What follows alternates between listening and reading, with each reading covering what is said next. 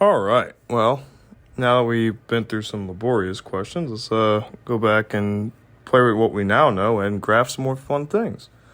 All right. So starting with equation 9.17, calculate the group velocity, assuming there is only one resonance at omega naught. Use a computer to graph y equal vg over c as a function of x, which is omega over omega naught squared, from x equals 0 to 2. Okay. A for gamma equals 0 and B for gamma equals 0.1 times omega naught. Let n q squared over 2m epsilon naught omega naught equals 0.003. Note the group velocity can exceed c, which this thing has quite a bit of paperwork attached to it as far as fundamental research is concerned. But I won't bore you with that yet. Okay, so with that, what we need to know is the group velocity and index of refraction. Vg is equal to d omega dk, n is equal to ck over omega, with n approximately equal to this thing, with the summation. It's all messy, but, thankfully somebody figured it out so we can use it. Here in a long list of solution starting with one resonance, omega naught, the index of refraction is ck over omega is equal to 1 plus the parentheses with the nq squared over 2m epsilon naught. And we just, we do like we did last question. F of 0 is equal to 1. Then everything else is a resonant at omega naught, so we just plug in accordingly. And what we need to do is solve this for k.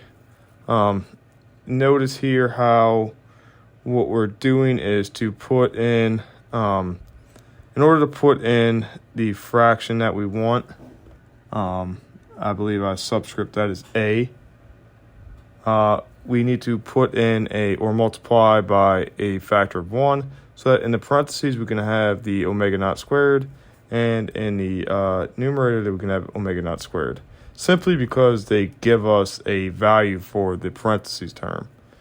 Okay, so what we want then is y equal vg over c, so find 1 over vg, and that's equal to dk d omega. Okay, so that's why we solved everything for k, so we can take it with respect to the derivative with respect to omega. And if we do this, what we see is dk over d omega is equal to 1 over c. Okay. Now, remember, we have a product rule here, so we just got to be careful. So omega over c, that goes to 1 over c. Keep everything about perfectly okay. Everything inside the brackets, okay. Now we need to leave the omega c and take the derivative of everything inside the brackets. So that becomes really gross really fast because we have a quotient rule. So derivative of the numerator, leave the denominator alone. Derivative of the denominator, leave the numerator alone. Again, basic calculus stuff, but clearly quite messy. So simplify that down. Use a tool like MATLAB or Symbolab if you need to. And then you see here how we are trying to factor something out. So in the second line, we have a factor of 2 omega that we factor everything out of. Here we're trying to find a common denominator with what's going on in the other part of the quotient rule. So with that, we multiply by 1 in the form of the denominators to get a common denominator, shown in purple. And then once we do that, now it's just a matter of simplifying everything. The first part of the quotient, or the first part of the product rule, is good to go, now that we have that multiplied through. Now we need to simplify the second part, which is canceling a lot of things out, simplifying it down. And then once we do that, we can conjoin these together, add them through with the denominators matching. I believe we factored everything out that we need to, and now we have to redistribute that to omega naught or omega squared in order to cancel appropriately. So you see the gamma term cancels with the 2. And we just have to be really careful combining that numerator. We see we get a cubic, a fourth, a square, and a one power, so a linear, quote linear, whatever. So everything has a 1 plus, or so everything there has a factor, what looks like of, that's kind of messy, isn't it?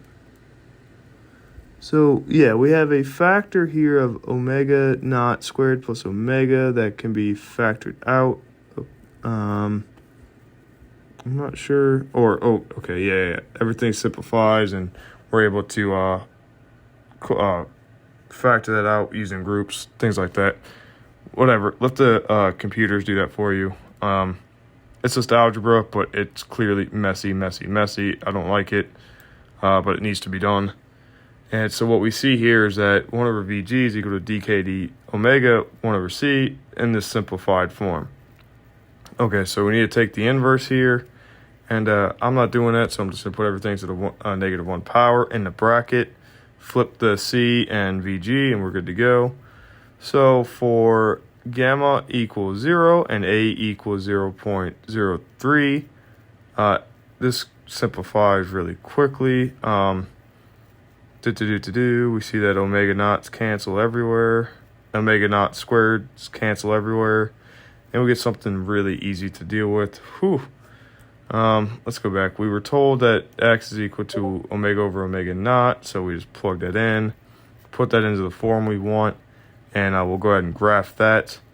We see that for the same thing, for gamma equals 0.1 omega naught, a equals 0.3, we get a similar result. And what we need to do now is graph it. And let me pull that up for us. All right, and here we go. The green belongs to part B, and the red belongs to part A. We see that if gamma is equal to 0, we don't ever exceed 1. And for the green, we see for gamma equals some fraction of the resonant, it goes well above 1. And what this shows is that in this particular case, based on how we measure a, quote, wave velocity, in this case the group velocity, it can technically be faster than the speed of light, which is weird to think about, but I think it's a matter of construction. And again, there's several papers on this.